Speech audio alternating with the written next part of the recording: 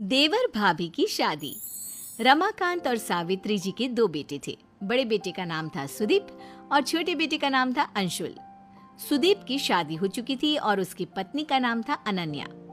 अंशुल दूसरे शहर में रहकर एक बड़ी कंपनी में नौकरी करता था। कुछ दिनों के लिए अंशुल जब अपने घर आया हुआ था। बहुत दिनों के बाद आए हो बेटा, जल्दी जल्दी छुट्टियां ले लिया करो। अरे पापा, अभी 6 महीने पहले ही तो भाई की शादी में आया था। उसके बाद तो कंपनी वालों ने छुट्टी ही नहीं दी। हाँ, बात तो तेरी सही है। मेरी शादी के बाद तो तू अब घर आया है। लेकिन भाई, आपकी शादी को भी तो सिर्फ 6 महीने ही हुए हैं। लगता है अब तुम्हारी भी शादी जल्दी करनी पड़ेगी। तुम भी तो सुदीप से सिर्फ 1 साल छोटे हो। जल्दी से तुम्हारे भी हाथ पीले कर देते हैं। अरे कैसी बात करती है मम्मी, अभी मुझे कुछ दिन नौकरी तो करने दो। देवर जी, आपकी भी शादी हो जाएगी तो मेरा मन लग जाएगा। देवरानी आ जाएगी घर में। अनन्या देवरानी आ भी जाएगी तो कौन सा यहाँ रहेगी, वो तो इसके साथ नौकरी पर जाएगी। हाँ मम्मी जी, वैसे बात तो आपकी बिल्कुल ठीक है। और फिर कुछ महीनों के बाद ऑफिस से लौटते वक्त सुदीप का एक्सीडेंट हो जाता है और उस एक्सीडेंट में उसकी मौत हो जाती है। ये क्या दुखों का पहाड़ टूट पड़ा। जवान बेटे की मौत हो गई। क्या करेंगे अब हम लोग। शादी को सिर्फ 8 महीने हुए हैं। उसकी पत्नी ने अभी तो अपना जीवन जीना शुरू भी नहीं किया।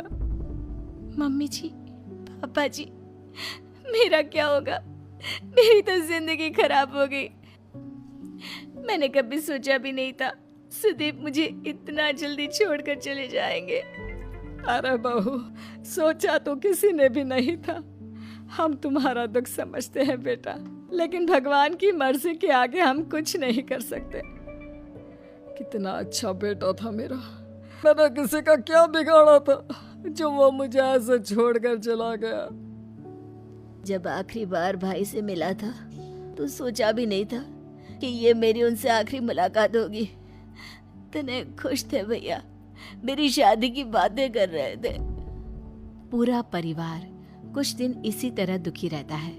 वक्त बीतता जाता है।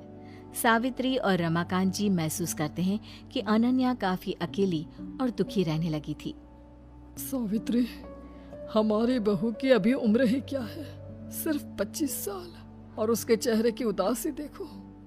उसे इस तरह देखकर मुझे बिल्कुल अच्छा नहीं लगता।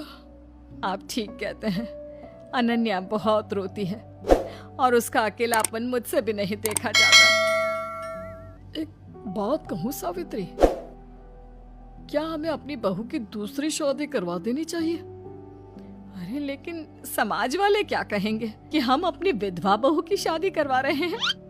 अरे लेकिन उसकी उम्र तो देखो, सिर्फ 25 साल की है। पूरी जिंदगी कैसे कटेगी सावित्री, कैसे रहेगी वो? मैं सब समझती हूँ जी, लेकिन पहले हमें खुद अनन्या से बात करनी होगी कि वो इस बात के लिए तैयार है या नहीं। उसके बाद ही हम कुछ कर सकते हैं। मुझे तो लगता है कि हमें अंशुल से भी इस बारे में बातचीत करनी चाहिए। उसका क्या ख्याल है, जरा पता तो करें। सावित्री और रमाकांत अंशुल को अपने पास बुलाते हैं। अंशुल बेटा, तुम तो जानते हो सुदीप के जाने के बाद अनन्या की कैसी हालत हो गई है। तुम्हारा इस बारे में क्या ख्याल है? पापा, मुझे लगता है हमें भाभी की दूसरी शादी करवा देनी चाहिए। जब अंशुल भी कह रहा है तो ठीक है, हम अनन्या की शादी करवा देते हैं। वो खुश रहेगी तो हमें भी अच्छा लगेगा। रमाकांत और सावित्री अनन्या के लिए लड़का ढूंढते हैं, लेकिन अनन्या के विधवा होने की वजह से कभी उन्हें बहुत ज्यादा उम्र का लड़का मिलता तो कभी कोई अच्छा लड़का मिलता ही नहीं। इस बात से रमाकांत और सावित्री अच्छे खासे परेशान हो जाते हैं। मम्मी जी, पापा जी, आप मेरे लिए बेकार में ही परेशान हो रहे हैं। मैं बिना किसी शिकायत के अपनी पूरी जिंदगी ऐसे ही निकाल लूंगी। कोई परेशानी नहीं होगी। नहीं बेटा, हम तुम्हें इतना दुखी नहीं देख सकते।